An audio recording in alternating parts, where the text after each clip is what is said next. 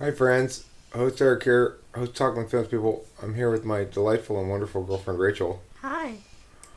and we just watched or she just watched. I was pooping most of the time, but I watched the tail end of it. A video by Frank James about what to do if you're an INFJ and you say, "I don't know what to do with my life." There's another kind of question that some people ask, which is probably less common, but not uncommon, which is why is it, despite my efforts, that success continues to elude me? And how do I deal with that reality? So, Frank James's advice is very relevant to a lot of people. A lot of people around the MBTI community and people I talk to all the time have SE related shortcomings, you could say. In other words, they feel as though, regarding themselves, that they're not doing enough. Often I say that. often it goes along with not really being sure what they want to do. Yeah. So the thing is, the way I've dealt with that particular issue is I don't think about historically what I want to do very much.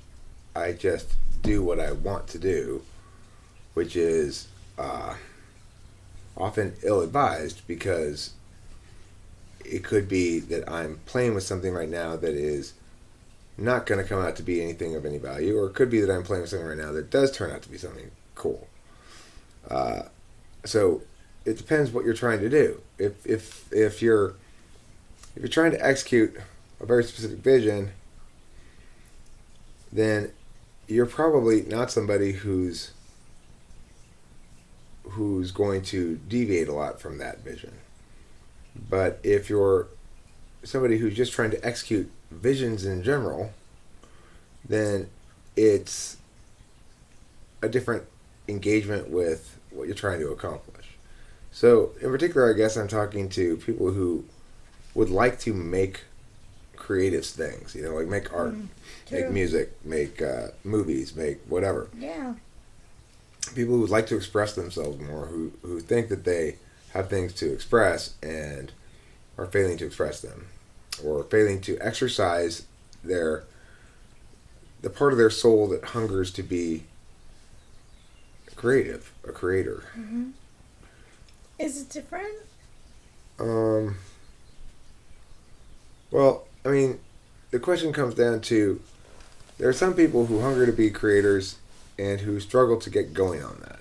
I can relate with that. hmm And I can too. And I used to struggle more with that, but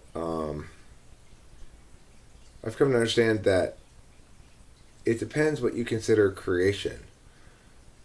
I can do a live stream where I'm just talking about whatever people in the chat are prompting me to talk about, and I can care either more or less about how that thing plays with the video.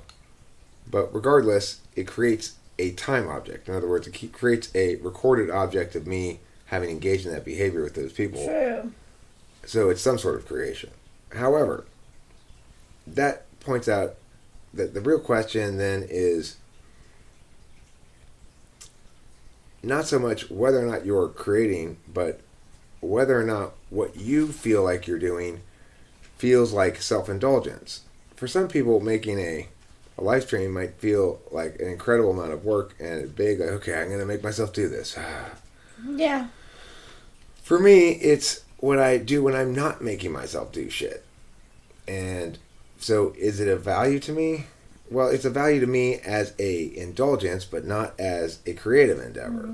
So for me, I have to make, when I feel like I'm being lazy, even if I'm making a lot of live streams.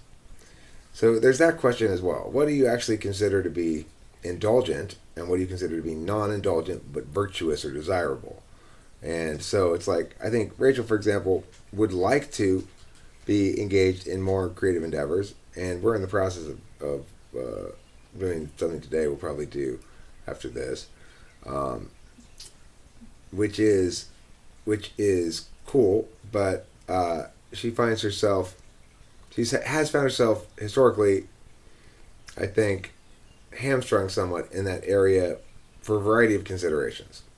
Yeah, like, I don't really care that much. Like, since SE is in my fourth, I mean, I use it when it's kind of selfish, I don't know. I use it when I want to, but, like, I'm, like, feeling like I could just hang out and do almost, like, kitty-like stuff today. Okay, well, we don't have to do that if you don't want to. No, but but what you're saying is true as well. Like, when we are engaging in actions, I like to do creative. I have ebb and flows, I think. Well, I mean, you certainly have creative energies that I think, I do. without facilitation, heretofore have left you feeling as though some of your appetites to create have been unfulfilled. Yes. Yes, being here has definitely brought out more playful side, which is something that I really quite enjoy, and I find valuable to me. It's my most valued asset, I actually think, and I don't get to do that in any other environment. So being here is of huge value. The question then of creativity in general and creative output. Now, when Frank James is talking more broadly about what you want to do with your life, I'm talking more narrowly to, I guess, primarily intuitives.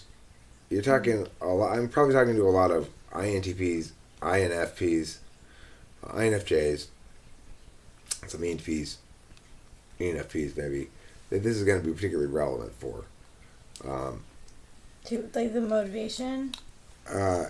In terms of limiting the scope of the advice, quote unquote, or whatever you want to call it, to creative endeavor or self-expression of some sort, producing work product in a creative area rather than just say, well, I really want to get my electrician's degree and do blah, blah, blah, blah. This is not really directed towards that kind of aspiration, I'm saying. This is directed more towards the kind of aspirations that intuitives typically have. And there's a slightly different economy to those kind of aspirations. And James actually, he mentions that in the video. He's like, there are some people who, since they were young, they knew they were going to be like a doctor or like a plumber or something like that, like lined up. Rachel always calls him James Frank. I know. I was calling him, that time I was calling him by his last name. Okay, that time I definitely was, but I do, because I don't like the name Frank. So I always, take that, Frank James. She doesn't like the name Frank. Yeah, I don't know why. I associated. I wanted you just to hold it for me for a second. Okay. The basic concept. This is an NE-DOMS video rather than an NI-DOMS video. Frank James' video is all nicely edited. Sorry, guys. It's him sitting in a nice chair. He's not getting up and down. He's not, It's a good video. pulling wrong bips. I'm gonna call them wrong bips from now on, so that YouTube doesn't know that I'm talking about, wrong bips. Oh. Okay. So anyway, what I wanted to say was, a lot of us in the world actually do produce plenty of stuff and still don't succeed. What you got there? Are you using next? This is the Irene. Oh. I haven't tried the lemonade yet. What do you think of that Irene, though? Pretty good stuff, huh? Yeah, it is. Okay, so the idea is that people who have that need to generate creative endeavor either do or do not produce stuff of any sort. On some level, for every extroverted intuitor, it's feasible to produce something if you're not caring at all about the quality of it. Any users can say a bunch of words sort of for long periods of time without necessarily, they don't care if it's any good or not, they can just talk kind of indefinitely. Any DOMs can. And even any tool users, if you're talking about a medium like writing instead of talking, they can be very verbose. So quantity is not a problem. As a general rule, for the extroverted intuitor, at least if that's all they were attempting to do. The problem is, of course, navigating the quality divide, which is to say, most extroverted intuitors don't just want to produce something, most anybody, they want to produce something good or something that they're happy with. Yeah. Now, introverted intuitors, they have the same problem, but from another angle. They might know more or less what they'd like to do, but to the extent that they have that, then they also know whether the vision is clear enough to manifest, and if it is manifest, whether it's been manifest adequately. So they're going to be very perfectionistic, and they're going to be unsatisfied, and it's going to limit the amount of life energy they have to put into more productivity in the creative realm. So, it's like one thing that I realized at some point early-ish in my music playing career life, no career, never made any money at it or anything, was that it was important that I had lied to myself earlier about being good at this. I'm glad I couldn't see or chose not to or whatever, but I'm glad I believed my own lies about how I was getting so good at this, even when I was still very shitty at it, because that was encouraging to me. And then, by the time I sort of thought that, I realized I actually had traveled quite some distance, and then I sort of started to frame it in terms of progress made over time, or directionality rather than location. The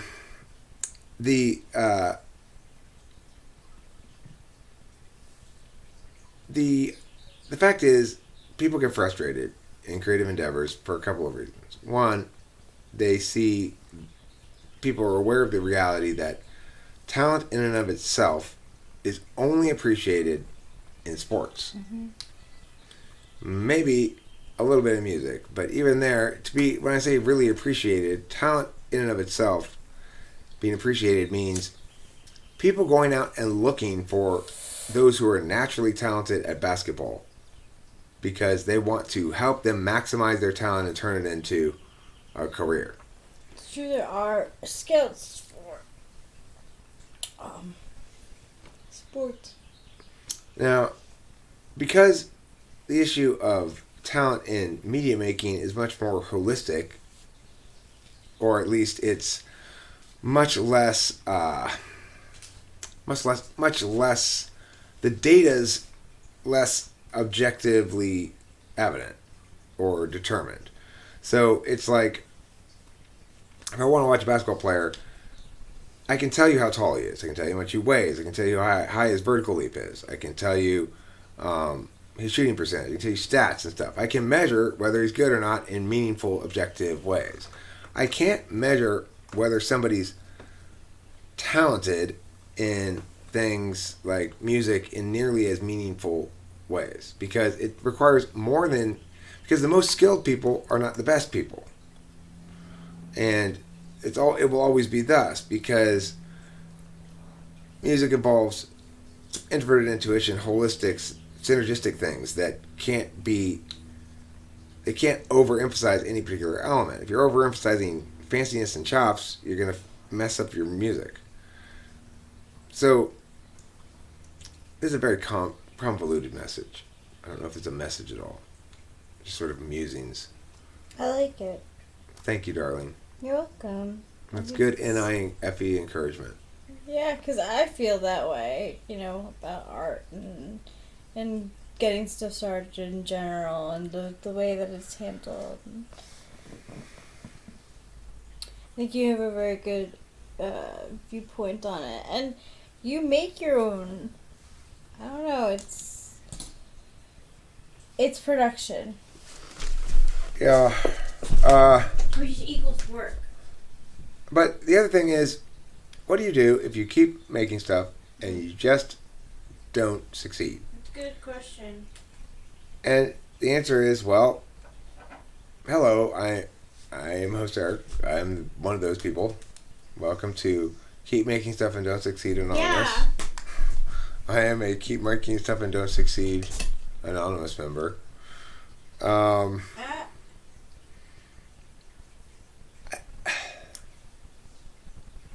Well, I mean, the answer would of course be the making stuff is not the problem. It's always a issue of bridging discipline and indulgence. Mm-hmm. Because making stuff is more or less an indulgence for me,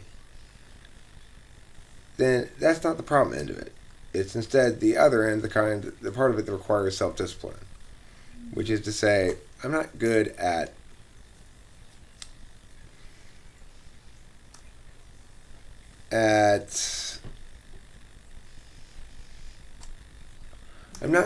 polishing everything for retail sale. You know, it's like I come in to the marketplace. Everybody has got all their items staged properly for maximal viewage, maximal likelihood of sale, and they've all got them all cleaned up. And I tend to my stuff in a big pile here and say, well, dig on through here. You know, and the bigger the pile, the more daunting a task it becomes to recognize gems that would stand outside of the pile, because it gets lost in the context of this massive pile. So, I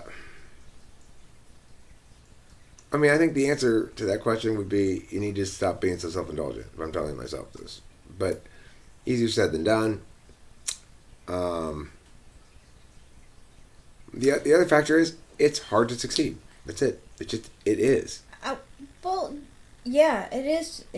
That's the truth. That's the truth. But also, Deadmau5, the DJ, he came into a music class for once, and he said, just don't stop. Keep on, like, making it. If you really want to be a musician, like, just don't stop. Keep on doing it. And that's, like, really great for you, especially, like, as an ENTP, that's not easy to do, like, the follow-through. Like, you just continue doing it, and you know some of it is just self-indulgent, and some of it is, like, you really want to get it out there. Well, I mean, music doesn't require any follow-through. For me, it's it's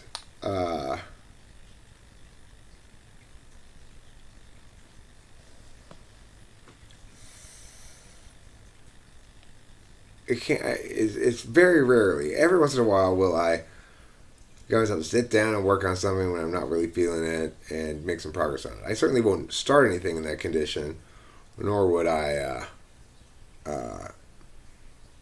normally work on it in that kind of a mood. It's something that I have to feel excited by for it to carry me along the work somewhat. And so, you know, in that regard, it's not a matter of follow through, especially, but it is for certain an issue of follow through. Whether I should probably. I'm not really satisfied with the version of the COVID song I put up, even though I think it's good.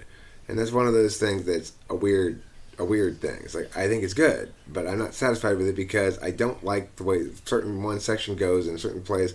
I should take it down. I should rework it. Or I could make something new. Well, they say that a lot of artists have that they're never fully satisfied with their work. That they continually can go back to it and be like, well, I would work on this part. And I agree with that. There is this... I started working on a picture of a rose that was actually really good. And, like, it was good and I knew it, but I got lazy. And it sat in my room for so long. It just... That was it. That was the end of the picture. It was just not gonna happen. Motivating myself to do it and to, like... Yeah. I've got lots of things like that, too. It's, So I guess the key takeaway for this is, remember, number one, whether or not you're succeeding is it's a level is it's something that moves across time, right? There was a time when I thought, if I could ever just get even 1,000 subscribers, I'd be so happy, and you know. And then no, then you start thinking, wow, I mean, I'd like to actually be successful. Well, what is actually successful? How about 5,000? Well, no, that's not even close to successful. What's actually successful? Would like if I had as many subscribers as Frank James, would I be successful?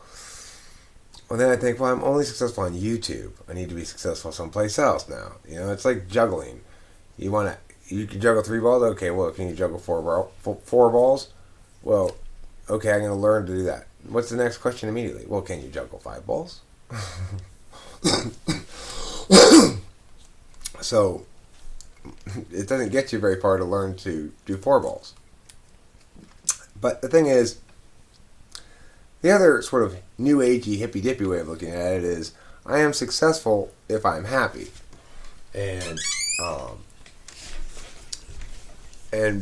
being happy is the only real meaningful metric of success, or feeling fulfilled, or feeling content, or feeling actualized. I don't know, enlightenment or something like that.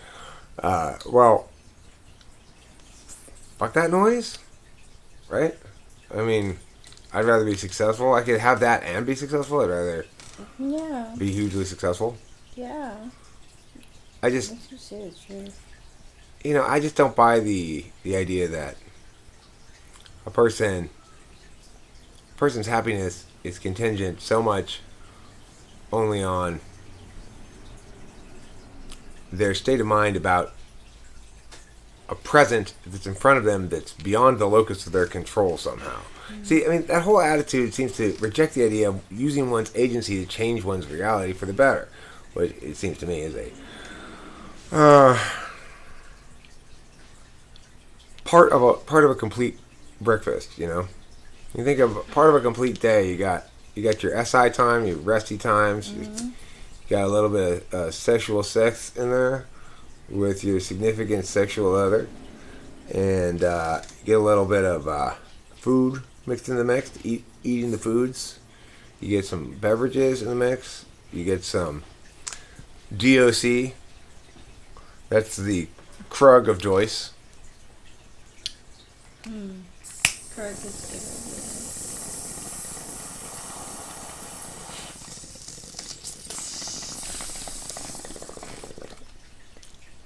Oh, I'm so stupid.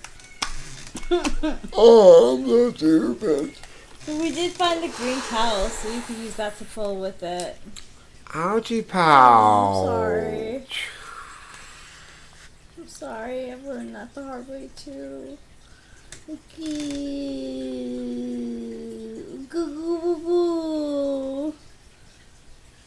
Eek. I think I'm gonna live. That's definitely hot. I think I should maybe get some aloe. May have burned myself, or I'm not quite sure if it's burned yet. Really. Definitely burnt yourself. A little burny. Yeah. Not that burny. You could use that towel though as like a hot plate sort of thing. Hot plate. Use that towel as a hot plate. Interesting sentence. Okay, so you know That is an interesting sentence. I am a weirdo. I would like to be more successful, and if I were to actually make steps to do so, be doing things like getting all my music on Spotify and those other things. Figuring out how to do that, and it would be it would involve tasks like that are more outcome oriented. It would also involve putting up this backdrop. It would probably involve being a little bit more careful about it, right? You know, it's sort of backdroppy, but I kind of close enough. You know, where do you put your attention? How much of it do you direct towards the meow part, and how much do you direct towards the presentation of the meow part? Are two different things. And what you consider the meow part and what you consider the presentation part are two different things. For some people, they make these videos, what's important is the visuals, or specifically just information. Here, it's mostly ideas. I gotta get aloe on this thing. Can you talk about this general set of ideas I've been talking about for a second, Rachel? Yeah, it does change. Like he notices that some people will be like, oh, you've worn that shirt 3 days in a row, where he doesn't notice that.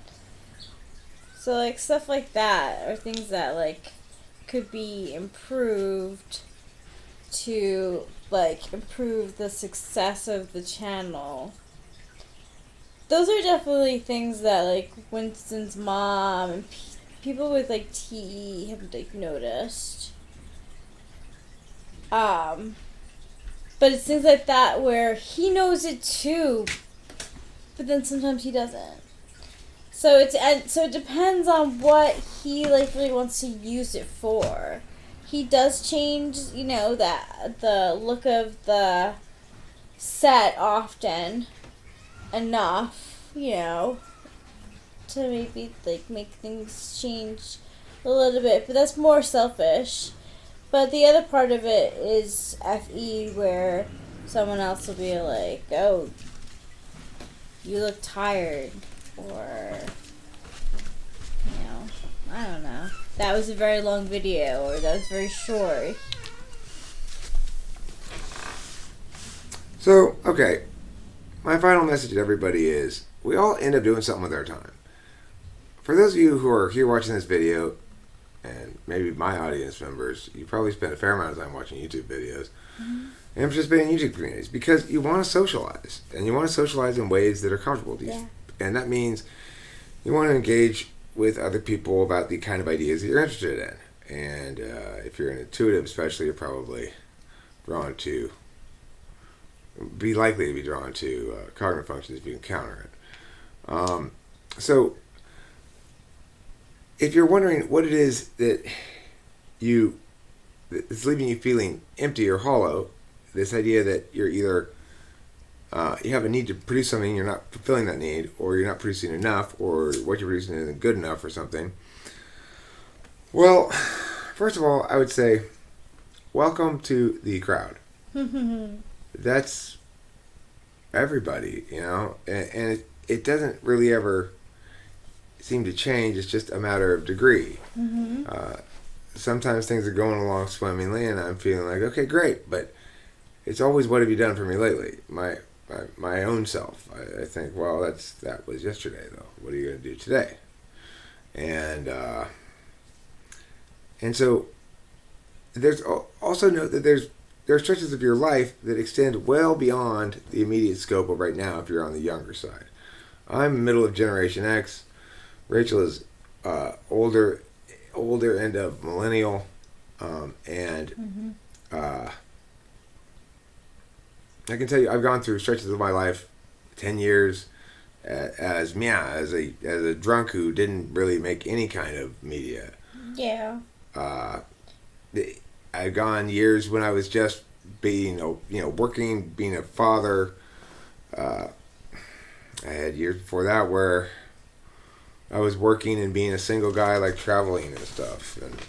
And during those times, I would periodically generate some sort of media, usually writing, but I was also just consuming a lot of media.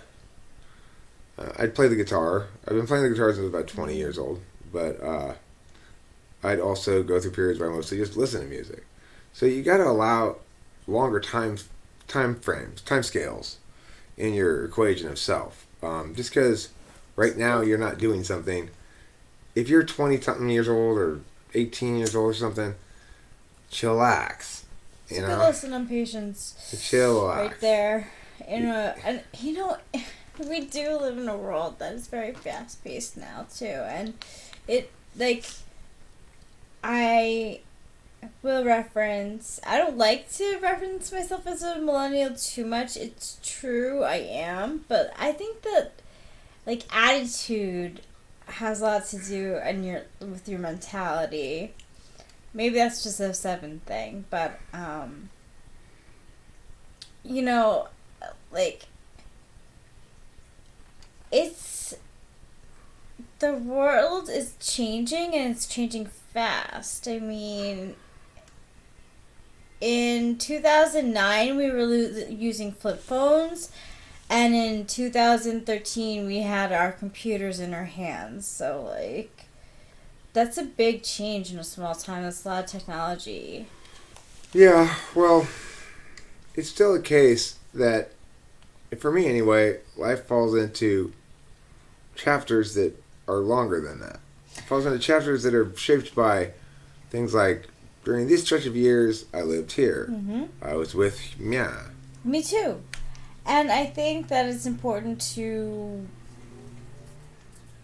What I'm trying to say is that is like you're saying that it's good to rest. It's good to stay in those times.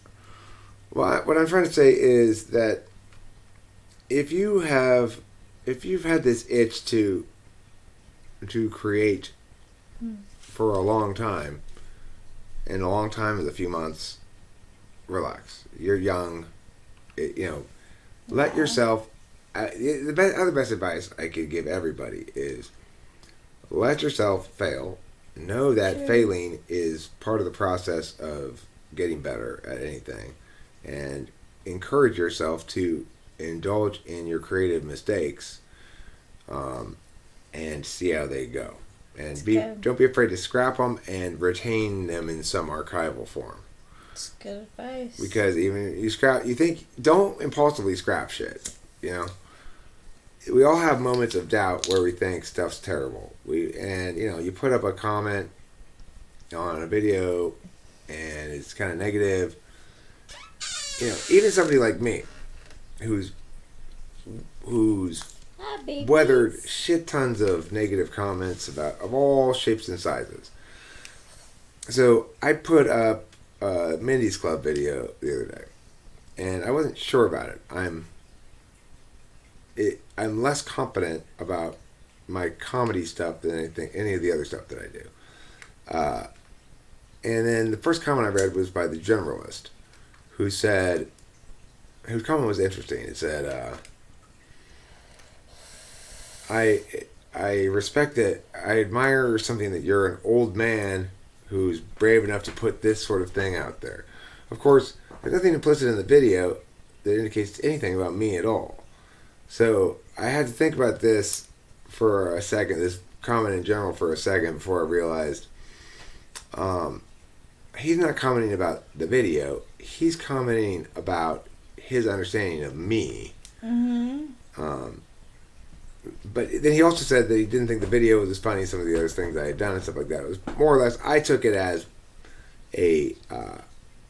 as the right kind of negative comment, which is, this person, I can tell the negative this person's trying to shield me from. So I can trust that negative because they're trying to shield me from it. So I can trust that it's real and not FE driven. Yeah. Right? So but I also need to trust myself on a couple of levels. I need to trust that the object's not me. So over time, even if it turns out that other people don't like it, that's not me. That's one of my failed efforts. And I can always take it down, put it on private or something. Not delete it necessarily, but put it on private. Now, that's good too. You can put it on private. Yeah. The thing is, for me nowadays, I'm more comfortable scrapping shit and deleting it. Because I got such a big pile of stuff, and I've developed a little bit more of a sense of what is worth saving and what's not. If you're new in the creative process, save everything somewhere archivally. Especially if you're an NE user. You're going to want to refer back to it. Anyway, the thing is, so that comment made me nervous. There was a split second where the thought of, like, oh, I shouldn't have put this up there. Just flashed briefly. It's like, it's an old thought. Back when I used to worry about shit like that. There's still ghosts of it flicker through occasionally. When I'm not sure about something, I guess. And in fact, I made that thing months ago. I sat on it for months before I put it up. Because I thought I was going to do some extra shit to it to make it a little more poppy. Like, put some music underneath it. Or some, put a little bumper in the front, bumper in the back. Have a little, make it more NI. But I decided to just put it up because I got too much shit on my plate. I got too many things I want to do, and that takes time. And maybe I should have done that. See, that's like, should I do that instead? Yes, probably I should have done that instead of doing what I did, which is just stick it up there. Anyhow, after that first comment, and I was in a lot of doubt, it's gotten a lot of likes. It's gotten, I think, 21 likes, 20, let's say, minus my own. Which I didn't like it at first until I saw that other people liked it. I decided to join the bandwagon. Anyhow, it's got like 15% likes, which is very high like ratio. Yeah. Plus 3 dislikes, because of course I've got my hate monkeys. It's like, you don't have to be very successful to get hate monkeys, interestingly enough. You get 5,000 subscribers, you too can have people despise you.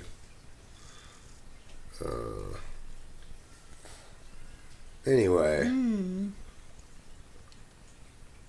So, understandably, being successful in creative endeavors means putting yourself out there and subjecting yourself to critique. That's another part that makes it difficult for people to do things. Because they know that once they actually complete the work, then they're going to have to present it. They're going to have to, display it in some fashion. Put it up on YouTube or try to sell it to a publisher.